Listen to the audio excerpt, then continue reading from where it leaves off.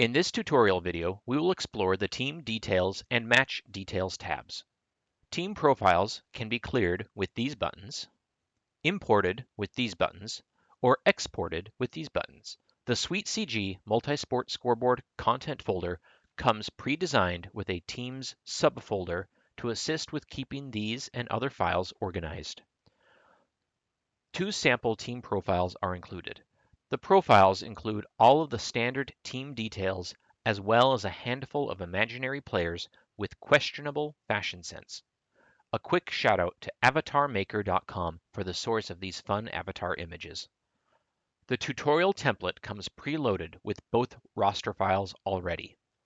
When creating a new team profile, the only fields that are absolutely necessary to complete are short name and color. All other fields are necessary only if you plan to display those fields in your graphics. The short name and color, however, are used within the user interface to identify many buttons and team-specific zones. The team logos are also used within the user interface but are not required for button identification. Any changes that you make to a team profile will be automatically saved in the session file, but the original team profile that was imported will remain unchanged. To save any changes for use in future session files, the profile will need to be exported to a new file or overwrite the original. To clear all fields, including the roster, click the Reset Team button. You may notice that the resolution of each logo is provided. While it is not required, it is highly recommended that both team logos be the same resolution. This can be a challenge if you have, for example, a round-shaped logo and a tall rectangular-shaped logo.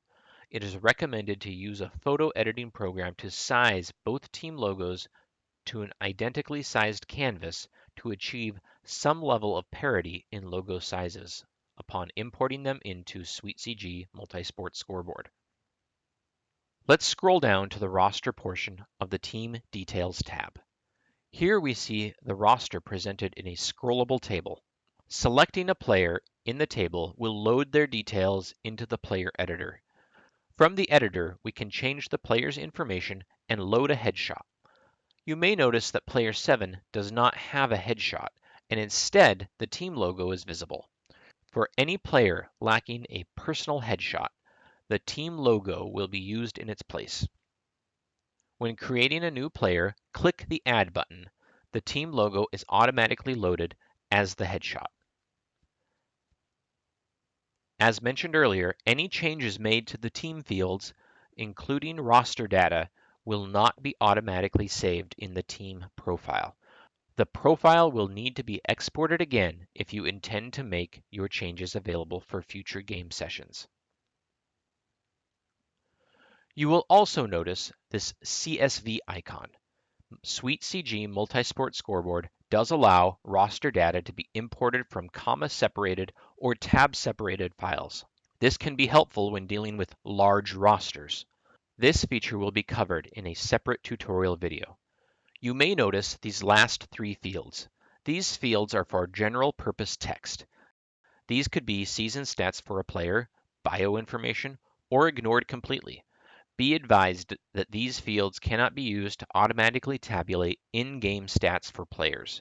In other words, if a player gets a goal, these fields cannot be used to automatically add points to the player.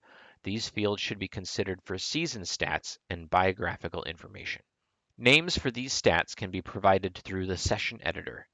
The session editor will be covered in much more detail in a later tutorial video, but let's take a quick look for the portion that pertains to rosters. Go to the Session menu and select Session Editor. There's a lot to see here, but let's focus on the context values.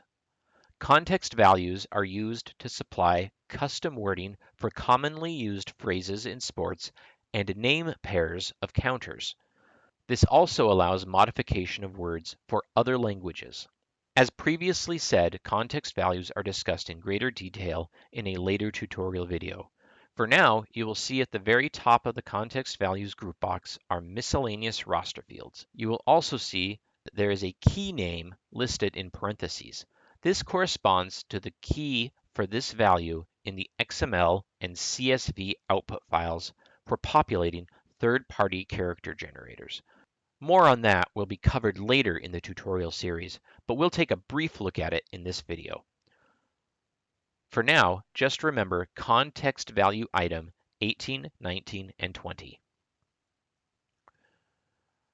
Right now, we have games for games played, points, and SOG for shots on goal. We're just making up values. You can label these in any way that you see fit, and then create a new template file so you don't have to change these for every game.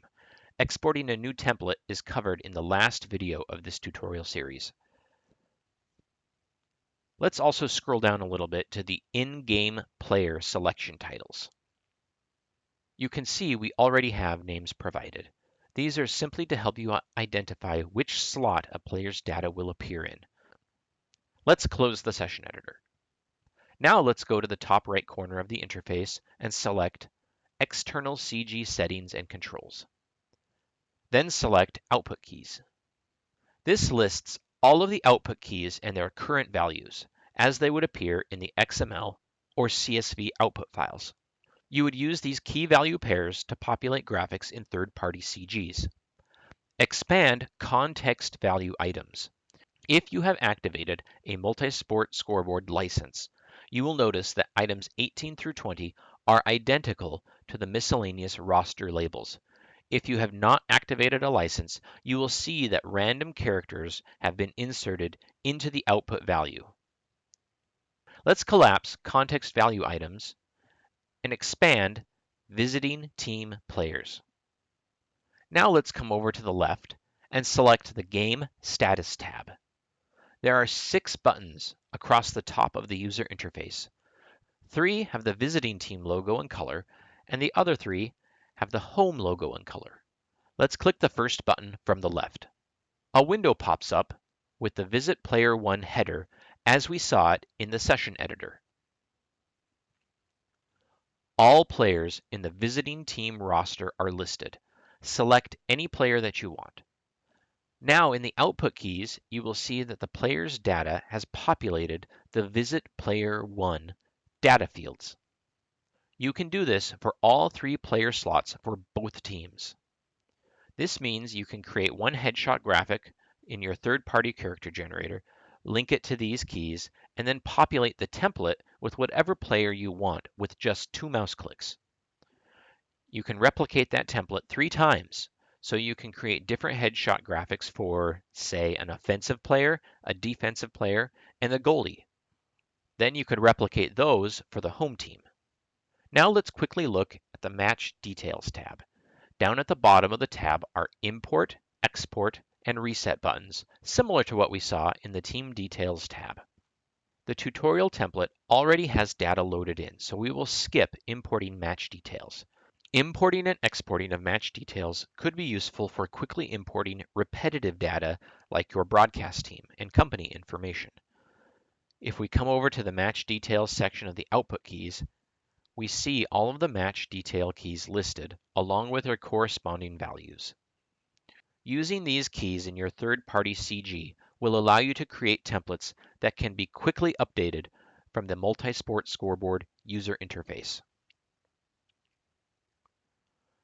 In the last video of this tutorial series, we will discuss how to create a new template that has this and other data preloaded for new sessions. This concludes the second part of our video tutorial series on session and template files. In the next video, we will discuss the Sponsors and Marquee tab.